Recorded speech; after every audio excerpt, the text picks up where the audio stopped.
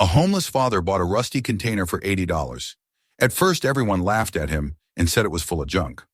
But when he opened the doors, he discovered something that changed his life forever. Subscribe and tell us where you're watching this video from. The wind rattled the thin metal sides of the van like a restless hand drumming against a tin roof. Each gust made the old Ford shudder, and the sound of loose bolts somewhere in the frame tapped out a hollow rhythm that echoed through the night. Sam Harper opened his eyes to the faint silver light filtering through the cracked windshield. His breath drifted upward in little clouds, ghosting across the cold glass. Beside him, his son Ethan slept curled inside a sleeping bag that had lost most of its warmth long ago, his face half hidden under a frayed blanket. Sam reached over and adjusted the fabric around the boy's shoulders, careful not to wake him. His fingers were numb, the joints aching from the chill that had seeped into everything they owned. It was near dawn, though it hardly made a difference anymore. The world outside was as gray and colorless as his own thoughts. The van had been parked for 3 nights now in the corner of a truck stop parking lot on the edge of the highway, a place where no one bothered to ask questions as long as you didn't make trouble. Across the cracked asphalt, an old motel's neon sign blinked faintly through the fog. Half its letters burned out so that it read only Moel. The hum of diesel engines from idling semis carried across the lot, steady and distant, a reminder that everyone else had somewhere to go. Sam rubbed his hands together, blew on them, then glanced at the gas gauge. The needle hovered just above empty. He hadn't dared run the engine through the night; it would have burned the last of their fuel. The van wasn't just transportation anymore. It was their home, their last wall against the cold. But the metal floorboards were icy, and frost had formed along the edges of the windows where moisture from their breath had condensed. The boy shifted in his sleep and murmured something. Sam leaned back, staring at the ceiling, thinking of how far they'd fallen. A year ago, he'd had his own small repair shop in town, Harper Auto. Nothing fancy, just a garage with his name painted on the side, in red letters that his wife, Emily, had insisted looked cheerful. He could still see her standing by the doorway, a smudge of grease on her cheek, smiling as she handed him a mug of coffee. But when the fire came, it took everything. A faulty heater, the insurance that didn't cover half of what it should have, the bank that didn't care about memories or loyalty. And when Emily got sick a few months later, the bills finished what the fire had started. Now there was just him and Ethan, the tools he could carry, and a few clothes stuffed into old duffel bags. He worked when he could, changing tires for cash, patching exhaust lines, doing whatever odd jobs people needed done and didn't want to pay much for. Most nights they parked somewhere quiet and prayed the police wouldn't knock on the window. But lately even that had become harder. The van was breaking down. It coughed like an old smoker every time he turned the key, and the brakes squealed loud enough to wake the dead. Sam sat up, stretched, and rubbed his neck. Outside, the horizon was beginning to pale, that soft gray just before the sun decides whether it wants to rise. He quietly unzipped his sleeping bag, slipped on his coat, and stepped out. The air bit his face instantly, clean and sharp with frost. The asphalt glittered faintly, dusted with ice crystals. From somewhere across the lot came the smell of frying bacon, and his stomach clenched. He looked back at the van. Ethan was still asleep, curled tightly, his hair sticking out in tufts. When Sam opened the driver's door, he noticed immediately what was wrong. The ignition wires dangled loosely, sliced clean. His heart sank. He checked the glove box empty. The spare keys, the few tools he'd kept there, even the wrench he used as a hammer, all gone. He circled to the back and yanked open the cargo doors. The storage bins were overturned, the floor littered with papers, broken glass and scraps of wire. Whoever had been here had known exactly what they were doing. The toolbox, his last real possession, was gone. So were their blankets and spare clothes.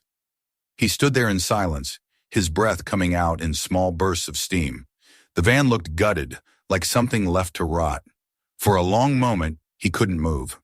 Then Ethan's voice came softly from behind him. "Dad, what happened?" Sam turned, forcing calm into his voice. "It's fine, buddy, just looks like someone got curious while we were asleep." The boy stepped down barefoot onto the frozen ground, blinking against the light. "They took our stuff?" "Yeah." Sam ran a hand over his face. They took the tools too. Ethan didn't say anything. He just stood there, thin and quiet, shivering in his oversized sweatshirt. Sam looked at him and felt the old gnawing guilt return. Every day he told himself it was temporary. Every night it felt less like a promise and more like a lie. They spent the next hour searching nearby dumpsters, hoping maybe something had been dropped or tossed aside. It was pointless. The parking lot stretched empty except for a few cigarette butts and a torn glove. When the sun finally climbed above the low hills, the glare off the frost was blinding. Sam led Ethan toward the small convenience store beside the motel. The clerk, a young man with headphones, barely glanced up as they entered. Sam bought the cheapest coffee he could find, 1 cup, and asked if they had any day-old food. The man shrugged and pointed to a tray near the counter. They sat outside on a curb, sharing a stale sandwich in silence. The coffee was weak, but it was hot. Ethan took small sips, careful not to spill any. "What are we going to do now?" he asked after a while. Sam stared across the lot, where the morning sun was melting the frost into thin rivulets that traced lines through the dirt. "We'll figure it out." He didn't say how. After a few minutes, the boy pulled out his sketchbook. The edges were bent, the paper smudged, but he opened it like it was treasure. Inside were drawings cars mostly, but not just any cars. They looked like old classics reborn, half mechanical, half art. He'd drawn them in pencil, then gone over certain lines with pen, the wheels and grills shaded in with the care of someone who loved what he was drawing. Sam smiled faintly. "You're getting better," he said. Ethan shrugged. "It helps me forget the cold." They spent the morning wandering the edge of the industrial district, looking for work or maybe a ride to another town. But by noon, Sam's hopes were wearing thin. The factory gates were locked. The help wanted signs faded from months of rain. When they passed a fenced yard filled with rows of shipping containers, a crowd of people had gathered outside the gate. A voice on a megaphone barked announcements over the noise. Sam paused. A large banner hung above the entrance. "Storage auction. Today only." He watched as men in heavy coats shouted bids and waved numbered cards. Old forklifts hummed as they lifted rusted containers onto flatbeds. A man with a clipboard was calling out lot numbers. 58. Sold. Next up, 62 fire damage. Contents unverified. Ethan tugged at his sleeve. "What's going on?" "Auction," Sam said. "They sell off abandoned storage units. People rent them, stop paying, and after a while the company clears them out." "Do people really buy those?" "Sometimes, hoping to find something valuable. Usually it's junk." The boy looked up at him. "But sometimes it's not, right?" Sam met his son's eyes. There was a spark there, small but stubborn. He hesitated. He had exactly $80 left, crumpled in his pocket. The rest had gone to food, fuel, and the cheap motel showers that sometimes let them wash the grime away. He thought of the van, stripped and useless, of the empty toolbox, of Ethan drawing in that notebook like he was trying to sketch his way out of reality. "Maybe," he said finally. "Sometimes it's not." They joined the crowd. The noise was overwhelming, men shouting numbers, the clang of metal doors, the rasp of wind through the chain-link fence. The smell of oil and sea air mingled into something harsh but familiar. The auctioneer, a short man with a red scarf and a microphone, spoke in a rhythm that reminded Sam of an engine idling fast. Lot 62 was just ahead. The container stood apart from the rest, its sides blackened as if it had once been licked by fire. A patch of rust had eaten through one corner, and streaks of dried salt ran down its panels. No one seemed interested. "Lot 62, the auctioneer called. "Previous tenant industrial. Fire reported. Some water damage. What you see is what you get. Do I hear 50 to start?" Silence. Someone in the back laughed. "You'd pay me to take it," the auctioneer grinned. 50? 40? 30? Sam swallowed hard. He raised his hand. 80. The crowd turned. For a moment there was laughter, quick, dismissive. "Got a charity bidder," someone shouted. The auctioneer slammed his gavel. 80 once, twice sold to the gentleman in the denim jacket. Ethan blinked. "Dad." "I know," Sam said quietly. It's crazy. He forced a smile. But maybe we'll get lucky. They waited while a forklift carried the container onto the gravel lot. The lock was rusted shut, so a worker came over with a crowbar. When the doors groaned open, a wave of stale air rolled out, so thick and heavy it made Ethan cough. Inside was darkness. Broken furniture, soggy cardboard boxes, the faint smell of burned rubber. Sam stepped forward cautiously, his boots crunching on charred debris. Most of what he saw was useless. Melted plastic, shattered glass, warped metal shelves.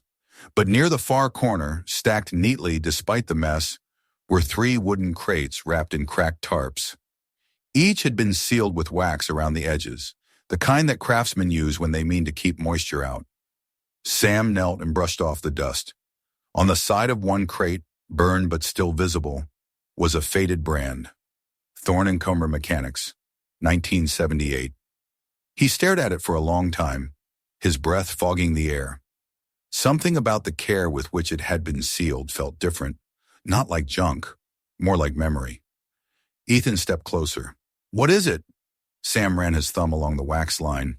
"I don't know," he said, "but whoever packed this wanted it to last." Outside, the laughter had stopped.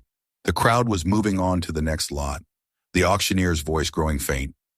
Sam sat there in the half-dark, the sound of the sea wind rushing through the metal walls.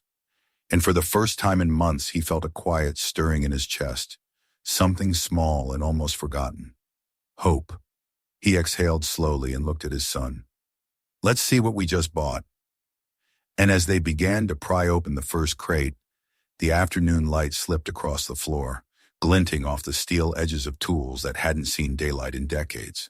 It painted the inside of the burned container gold for one brief, fragile moment, like the world itself was giving them permission to start again.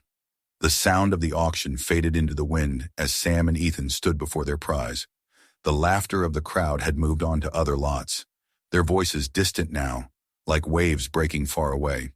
The forklift's engine sputtered to silence, leaving only the creak of the metal doors as they swung lazily on their hinges. Inside, the darkness felt heavy, as though the air itself hadn't been disturbed for years. Sam stepped closer, his boots crunching on a layer of soot and warped plywood, the faint scent of burnt paint and sea salt mixed together, sour and metallic. Ethan followed, holding a flashlight he had borrowed from one of the port workers. Its weak beam cut through the gloom, catching on particles of dust that drifted like smoke. Sam crouched beside the nearest crate, the one with the faded logo. His fingers traced the old brand name, the carved letters filled with grime. "Thorn & Cumber Mechanics," he murmured, more to himself than to the boy. The year 1978 was stamped beneath it in uneven numbers. Whoever had done this had done it by hand. That detail alone told him something. This wasn't mass-produced storage. This was personal. He drew the pocket knife he always kept clipped to his belt, one of the few things he still owned that hadn't been stolen with the van. The blade was dull, but it worked. He scraped gently at the wax seal until it cracked with a faint, satisfying sound. Ethan leaned in, holding the flashlight steady. When Sam lifted the lid, a breath of stale air escaped, bringing with it the smell of oil and iron and old wood, a smell he knew as intimately as his own heartbeat. Inside, the contents gleamed faintly beneath a layer of oily paper. Wrenches, gauges, precision instruments, all neatly arranged in custom-cut foam. For a long moment, neither of them spoke. The tools were old, but they weren't junk. These were handcrafted, the kind of sets that mechanics used before automation took over. Sam lifted one wrench, testing its weight. The balance was perfect. "They don't make them like this anymore," he said quietly. The steel caught a sliver of light, reflecting the etched initials JT near the handle. Ethan's voice was small but curious. "Who do you think it belonged to?" "Maybe someone named Thorn," Sam said. "The man whose name is on the crate." Whoever he was, he took care of his tools. They opened the second crate next. Inside was a stack of folders, binders, and rolled-up blueprints, all tied with thin wire. Some of the papers were water-stained but still legible. Sam unfolded one blueprint carefully and spread it on the floor. It showed the outline of an engine something vintage, maybe a 1960s model, but heavily modified. Notes in the margins described adjustments, new ratios, even mathematical corrections for torque distribution. Whoever had drawn it knew their craft inside out. Ethan crouched beside him. "It's like a secret project," he said. Sam nodded, turning one of the pages over. There was handwriting on the back, a list of parts, suppliers, and beneath it a small scrawled sentence in pencil. "Dream school for those who never got a chance." He read the words twice, his lips forming them silently. They were simple, but they hit something deep inside him. For months, maybe years, he had been moving without direction, just trying to keep going. And here, in a burned-out container that no one else wanted, he was staring at someone else's dream that had survived both fire and time. The third crate was the smallest. It was lighter, too, though sealed the same way. Sam hesitated before breaking the wax. When the lid came free, what lay inside wasn't tools or blueprints, but something far more human. There were old black and white photographs, edges curled with age, showing men in coveralls standing proudly in front of a small brick building. Above the doorway in faded paint were the words "Thorne's Auto School," for everyone. There were children in the pictures too, some barely teenagers, their hands smudged with grease, smiling at the camera. Sam felt his throat tighten. "These must be his students," Ethan whispered. Sam nodded slowly. "Looks like it." He turned one of the photos over. On the back, written in steady looping script, were the words, "Keep the dream alive." Someone will need it one day. For a moment, all Sam could hear was the faint rustle of the photographs between his fingers. The wind outside had died down, and even the sea seemed to have stilled. He stared at the faces in those pictures, the mixture of pride and hope. And he felt something shift inside him, like a long-forgotten gear beginning to turn again. He had spent so long believing that life had taken everything from him, that there was nothing left worth building. But here, buried beneath ash and salt, was proof that a man once believed the opposite. Ethan's flashlight flickered and dimmed. He tapped it with his finger, and the light steadied. "Dad," he said softly, "maybe we can find out who this Thorne was. Maybe there's more." Sam nodded absently, still staring at the photograph. "Maybe." They worked until the daylight began to fade. One by one, they cleaned the crates, sorting what could be saved. The tools were in remarkably good shape, the steel untouched by rust. The blueprints were delicate but readable. The photographs, though curled, were dry and intact. By the time they finished, a small pile of history sat neatly before them. When the foreman came to lock up the yard for the night, Sam asked if they could leave the crates there until morning. The man agreed, as long as they stayed out of the way. They carried a few smaller boxes to a quiet corner near the fence and made a temporary camp. The port lights flickered on one by one, casting long orange shadows across the gravel. The air smelled faintly of seaweed and fuel. Sam sat beside the crates, sipping the last of their coffee from a paper cup.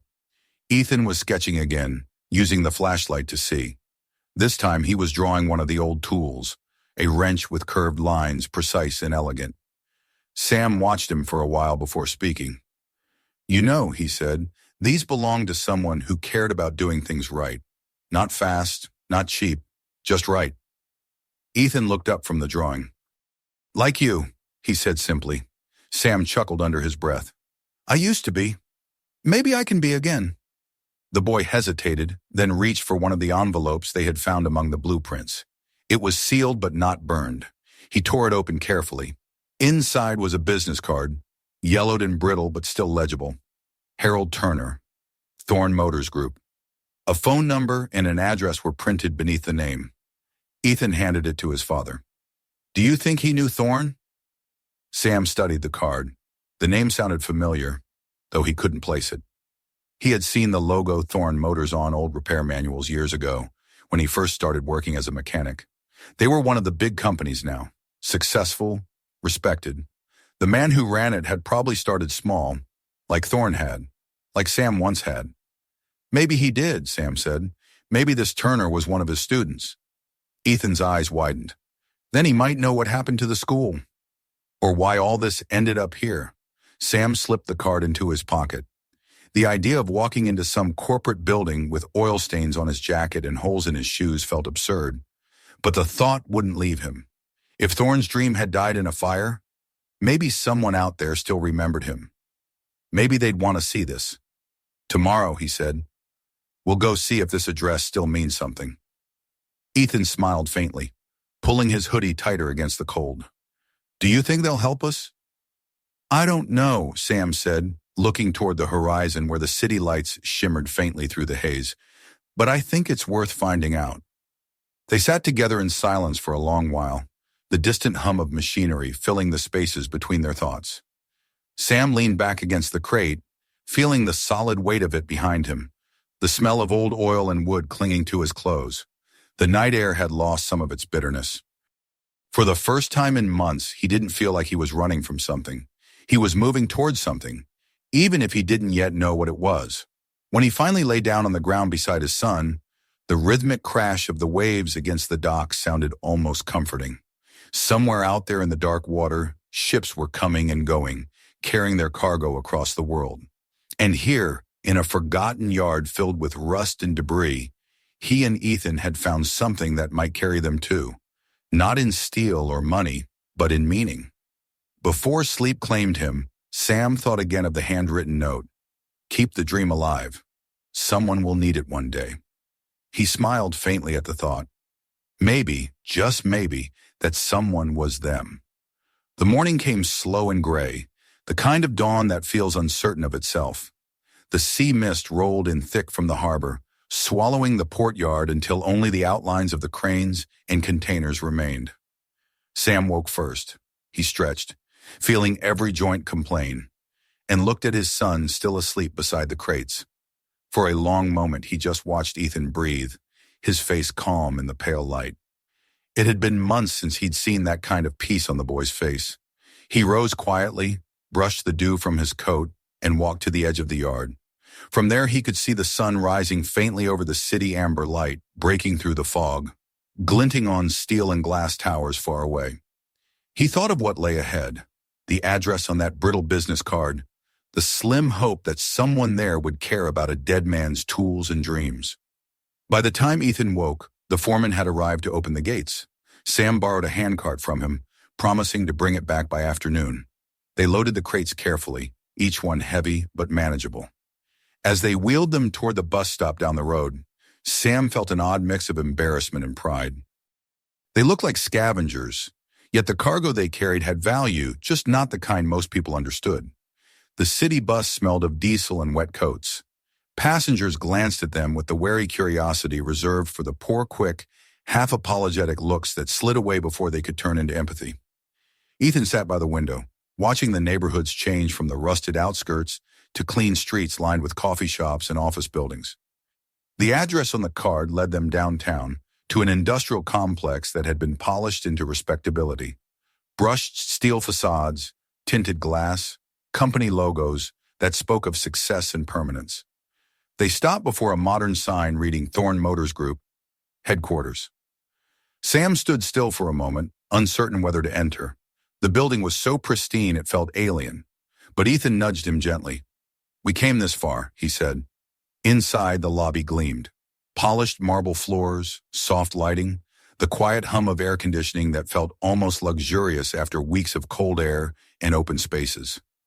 A young woman at the reception desk looked up, her practiced smile faltering slightly as she took in their worn clothes and the cart stacked with crates. Can I help you, sir? She asked. Sam cleared his throat. I'm looking for a Mr. Harold Turner. I have something that might belong to him, or at least to this company. Her fingers hesitated above the keyboard. Do you have an appointment? No, but it's important. Tell him it's about Jacob Thorne. That name changed her expression. Surprise flickered across her face before professionalism returned. Please wait a moment. She made a call, her voice low and quick. After a minute, she looked up again. Mr. Turner will see you. Conference room 2, second floor. They followed her directions down a hallway that smelled faintly of coffee and new carpet. At the end stood a glass door with the company logo etched across it. Inside, a tall man in his late 50s was setting a folder aside. He wore a suit that fit too perfectly to have been bought off the rack, but his handshake was firm and unpretentious. Harold Turner, he said, and you are? Sam Harper. This is my son, Ethan. We found something yesterday that I think belonged to a man named Jacob Thorne. Turner's eyebrows rose. That's a name I haven't heard in years. Where did you find it? In an abandoned shipping container. The lot was burned, most of it ruined. But these crates, he gestured to the handcart, they survived. Tools, blueprints, photos, all with Thorne's name. Turner motioned them closer. Let's take a look. For the next hour, the three of them unpacked the crates. Turner's composure dissolved piece by piece as he lifted each item. His fingers lingered on the blueprints, tracing the handwriting in the margins. When he saw the photograph of the old workshop, the sign that read Thorne's Auto School, for everyone, his eyes softened. I was there, he said quietly. That's me. Back row, second from the left. Ethan leaned closer. You knew him? Turner nodded slowly. I was his apprentice. Jacob Thorne took me in when I was 16. I didn't have much, no family, no future. He taught me everything I know about engines and about life. When he died in that fire, I thought everything was gone. I tried to rebuild his dream in my own way. This company wouldn't exist without him. He paused, swallowing. I had no idea anything survived. Sam listened, feeling an ache of recognition. He wrote about you, said he wanted to start a school again someday. Turner looked up sharply. He did. Sam handed him one of the letters. The old man read it in silence, then set it down with a trembling hand. He meant it. He always believed every kid deserved a trade, a chance to build something with their hands. We talked about it all the time. Ethan spoke softly. We found that line, keep the dream alive. Someone will need it one day. Turner smiled faintly. I suppose he was right. He turned to Sam. You said you bought the container? Sam nodded. At the port auction, we didn't know what was inside. We just took a chance. Turner studied him for a moment. That's a kind of faith Jacob would have respected. They sat for a long time talking about the past, about the small garage that had once stood on the edge of the city, where Thorne taught neighborhood kids how to fix engines, how to work with patience and pride. Turner described how, after the fire, he'd tried to keep the spirit alive, but success and time had pulled him into business instead of mentorship. The dream had become a corporation, profitable but soulless. At last he said, I want to show you something. He led them down a corridor into a large workshop, quiet now, but filled with the smell of oil and metal. It was sleek and modern, with robotic arms and diagnostic computers.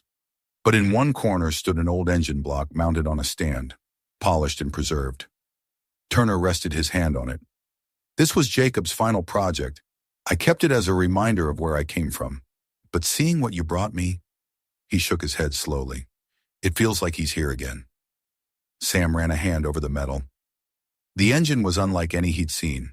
Hand-built, intricate, clearly ahead of its time. This belongs in a museum, he murmured. Turner's eyes narrowed thoughtfully. Maybe, or maybe it belongs where it started, in a workshop that teaches people how to build, not just buy. He turned to face Sam. You said you're a mechanic? Used to be, Sam said. I had a shop before. Things went wrong. Turner nodded as if he'd expected that answer. Would you help me rebuild it? Not the business, the school, a place for kids like I was, like your son. We have the funding, the space, and now, thanks to you, we have Jacob's legacy. What we need is someone who still believes in the work itself. Sam hesitated, stunned. You'd hire me? I'd partner with you, Turner corrected. Jacob believed every person deserved a second chance. Seems fitting that his tools should give one. Ethan's face lit up, and for a moment Sam saw the boy he used to be before the cold nights and empty cupboards. Dad, he said quietly, you could teach again.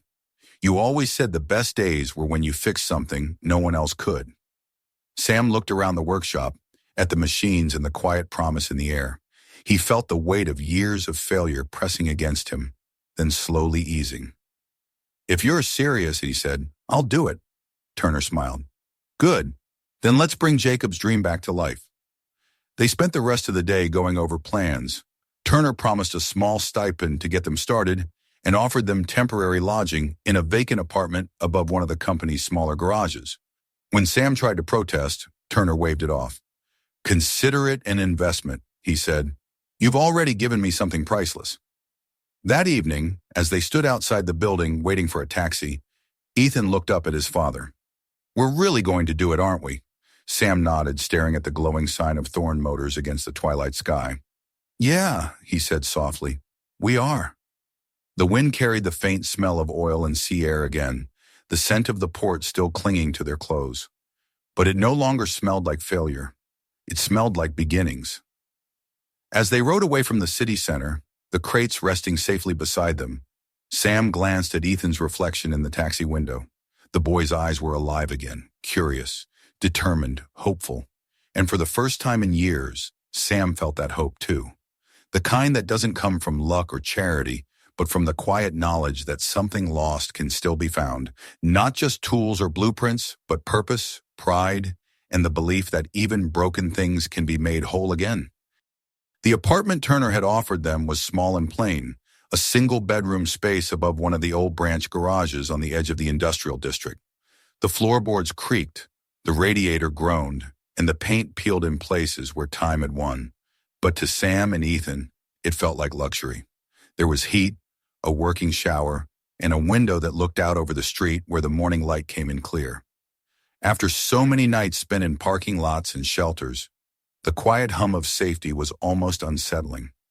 Sam had trouble sleeping that first night, lying awake on a borrowed mattress, listening to the even rhythm of his son's breathing from the cot nearby. He couldn't stop thinking about what Turner had said, that Jacob Thorne's dream deserved to live again. When morning came, Sam woke early, made instant coffee with the small machine someone had left behind, and sat by the window. The city outside was gray and alive. Delivery trucks rumbling by, mechanics rolling up steel doors, the smell of fuel and rain mingling in the cold air. It was a world he understood. For the first time in years, he felt a reason to move. Turner arrived later that morning, his car pulling up beside the garage downstairs. He climbed out dressed not in a suit this time, but in work clothes, rolled up sleeves, worn boots, the look of a man who remembered where he'd come from. Ready to see your new project? He said, grinning. The project turned out to be an old brick building on the far side of the property, half warehouse, half forgotten relic. Its windows were clouded with grime, its roof sagged slightly, and vines had crept up the side like fingers, reclaiming their territory. The sign above the wide double doors was faded almost beyond recognition, but the faint outline of words was still visible beneath the dirt. Thorne's Garage. Sam stared at it, unable to speak for a moment. This was his, Turner said softly. I bought it after the fire. Couldn't bring myself to tear it down. It's been sitting empty for years, waiting for someone stubborn enough to believe it can be fixed. Sam ran his hand over the cracked brick. It's still solid, he said. The bones are good. Turner smiled. That's what I thought. We'll bring in supplies, but I want you to lead the restoration. Teach again. Build again. I'll handle the permits and funding, but the heart of this place should be yours. Ethan stepped forward, peering through one of the broken windows. We could make this a workshop and a classroom, he said, his voice full of that raw, unguarded excitement Sam hadn't heard in a long time. A place where people can actually learn things that matter. Sam nodded, already seeing it in his mind. The workbenches, the smell of oil and sawdust, the hum of tools and conversation. Yeah, he said, we could. The days that followed became a blur of labor. They scrubbed the floors, replaced shattered glass, and cleared debris until their arms ached. Turner brought a few of his employees to help men and women who respected him enough to volunteer their weekends. Together, they tore out rotten beams and patched the roof, laughing between long hours of work. Sam rediscovered muscles he'd forgotten he had, along with the deep satisfaction that came from creating something tangible. At night, he'd collapse into bed exhausted. But it was the good kind of exhaustion, the kind that came with purpose. Ethan, who had once withdrawn into silence, came alive again. He spent hours drawing layouts, labeling sections of the garage, sketching designs for the new workstations. Turner noticed and began letting him shadow the technicians at the main Thorn Motors facility, teaching him about engine diagnostics and design software. The boy absorbed everything, hungry to learn, as if the world had suddenly opened up to him again. Weeks passed, and slowly the garage began to change. The walls were repainted a clean white, the floors sealed and polished, the heavy doors repaired until they swung open without complaint. The smell of fresh wood mixed with motor oil, the scent of rebirth. Sam stood one evening at the doorway, hands on his hips, and watched the lights spill across the newly installed benches. For the first time since the fire that had ended his old life, he felt whole. Turner walked up beside him, carrying 2 mugs of coffee. "Looks good, Hentum," he said, handing one over. "It's starting to feel real," Sam said. "I keep expecting something to go wrong." Turner chuckled. "That's how you know it's worth it. Jacob used to say, if it's easy, it's probably useless." Sam smiled. "Sounds like something he'd write on the wall." "He did," Turner said, nodding toward the far corner where they'd left the original bricks exposed. "Scratched it right there. We'll keep it that way." They drank their coffee in silence for a moment. Then Turner said, "You know, I've been thinking about a name. Calling it the Thorn Workshop feels right, but I want people to know who's making it happen now. This isn't just about the past." Sam shook his head. "Keep his name. He started it. I'm just finishing what he couldn't." Turner studied him for a long moment, then nodded. "You really are one of his kind." By spring, the workshop was ready. Word spread quickly through the community, an open program for anyone who wanted to learn mechanical trades, free of charge for veterans, ex-convicts, and anyone trying to rebuild their lives. Sam expected a handful of curious visitors at most, but on the first day, more than 30 people showed up. They filled the space with laughter, nervous energy, and stories that sounded all too familiar, people who had fallen through the cracks, who needed a place to start again.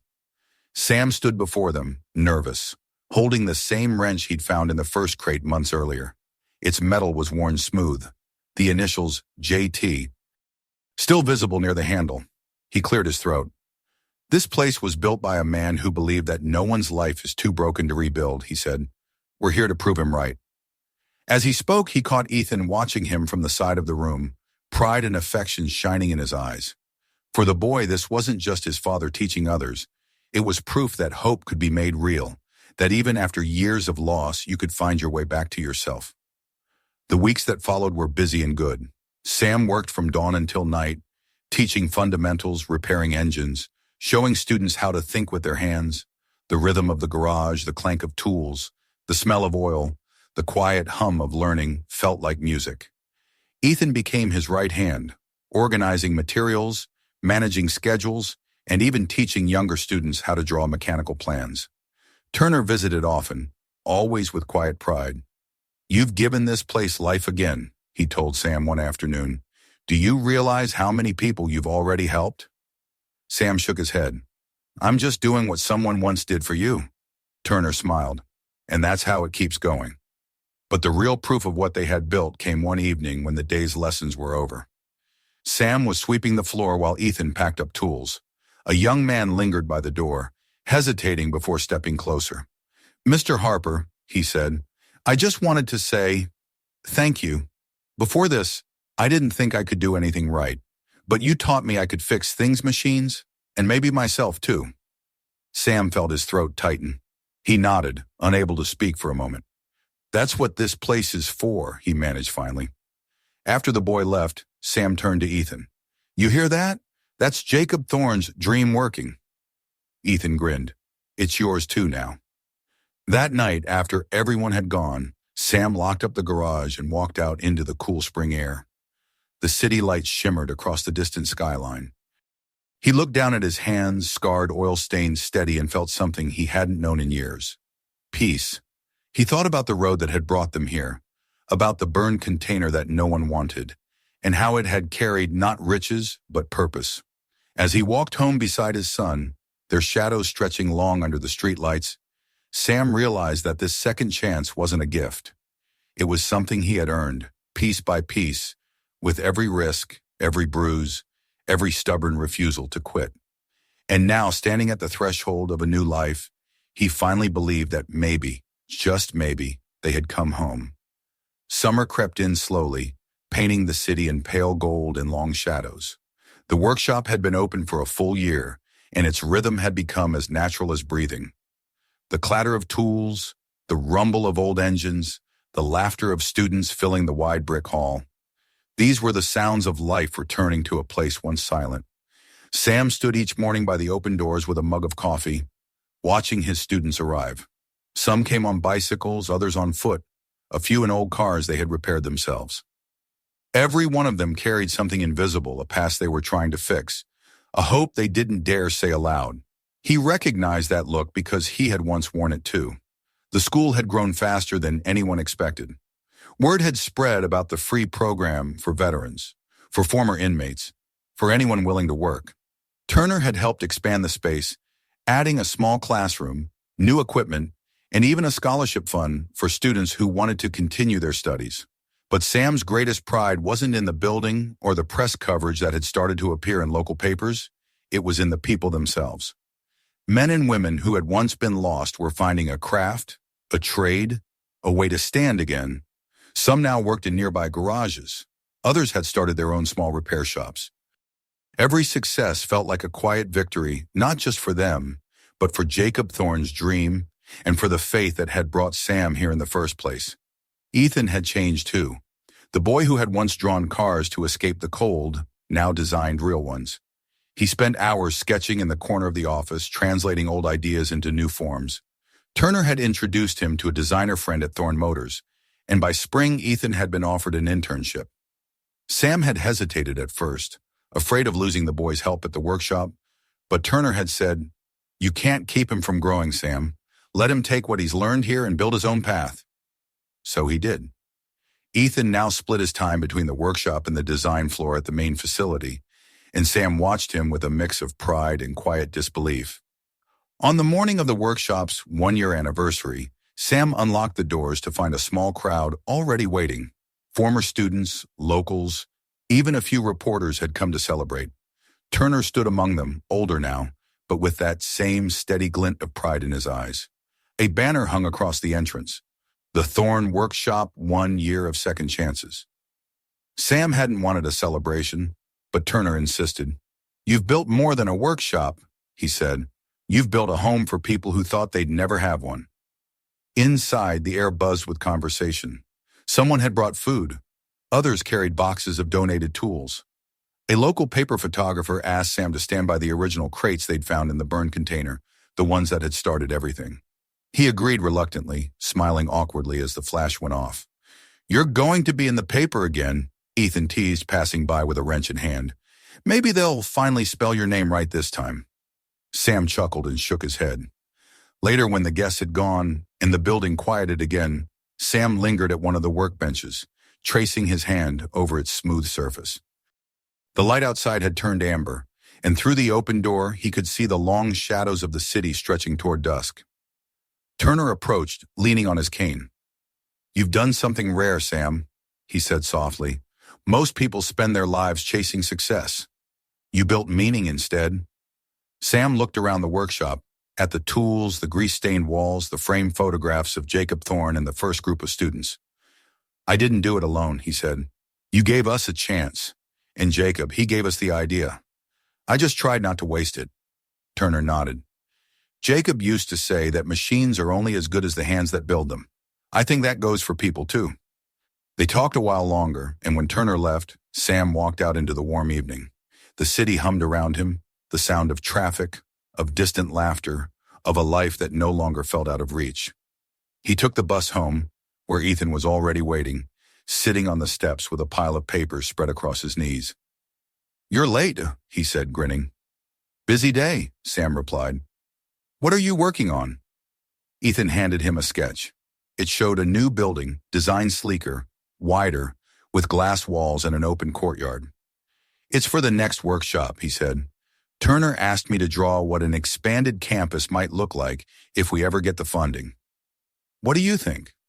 Sam studied it for a long moment. "I think your old man's been replaced," he said with a smile. "It's beautiful." Ethan laughed. "You taught me everything I know." "Not everything," Sam said. "Just the part about not giving up." They sat together until the sun disappeared and the streetlights blinked on, washing the pavement in pale gold. Sam thought back to the first night at the port, when they had opened the burned container, when hope had been no bigger than a flicker inside him. Everything that had followed the meeting with Turner, the school, the students had begun with that single, desperate decision to take a chance. He wondered what Jacob Thorne would think if he could see it now. Maybe he'd laugh at the rough edges. Maybe he'd cry. But Sam believed deep down that he'd be proud. Autumn came, and with it the quiet satisfaction of work well done. The school ran smoothly without his constant oversight, and Sam found himself teaching less and mentoring more. He spent afternoons visiting former students, helping them set up small garages, watching their businesses come to life. Each place carried a piece of what the Thorne workshop had taught them: discipline, patience, and the belief that value wasn't measured in money, but in the pride of creation. One evening, as the first leaves began to fall, Sam returned to the port where it had all begun. The old yard had been cleaned up, most of the rusted containers removed. Only a few remained, stacked neatly against the fence. In the far corner stood the same one container, number 62, its metal newly painted a soft blue. A small brass plaque gleamed on its door: The Beginning, dedicated to those who still believe in second chances. Sam smiled, running his fingers over the engraved letters. He sat there for a while, listening to the low murmur of the sea. The air smelled of salt and oil and wind, and it carried with it the memories of everything that had brought him here. For the first time in a long time, he wasn't thinking about what had been lost. He was thinking about what had been found, about the people who had become family, the dream that had been reborn, the son who had grown into a man beside him. When he returned home, Ethan was waiting on the porch, sketchbook in hand. "Where'd you go?" he asked. "To say thank you," Sam replied. Ethan smiled knowingly. "To Thorne?" "To life," Sam said simply. He looked up at the stars, faint but steady above the rooftops. "You know, I used to think all we needed was luck. Turns out all we needed was one thing that nobody else wanted and the courage to open it." Ethan closed his sketchbook and leaned back against the step. "We've come a long way, haven't we?" Sam nodded. "Yeah, we really have." They sat there together in the quiet, the soft hum of the city wrapping around them like a lullaby. Inside the house, the light from the workshop trophy glinted faintly on the wall, a simple plaque that read, "For those who rebuild." Sam smiled, feeling the weight of the years ease from his shoulders. He had lost everything once, but somehow, through rust and ash and persistence, he had built something far greater. Not a fortune, not fame, just a life worth living. And as the night deepened, he knew that the old man's dream, the one written on the back of those faded photographs, "Keep the dream alive. Someone will need it one day," had finally come true. If this story moved you, don't forget to subscribe for more true-to-life discoveries like this one. Watch our next video, it's even more unbelievable. And share this one with someone who still believes in second chances.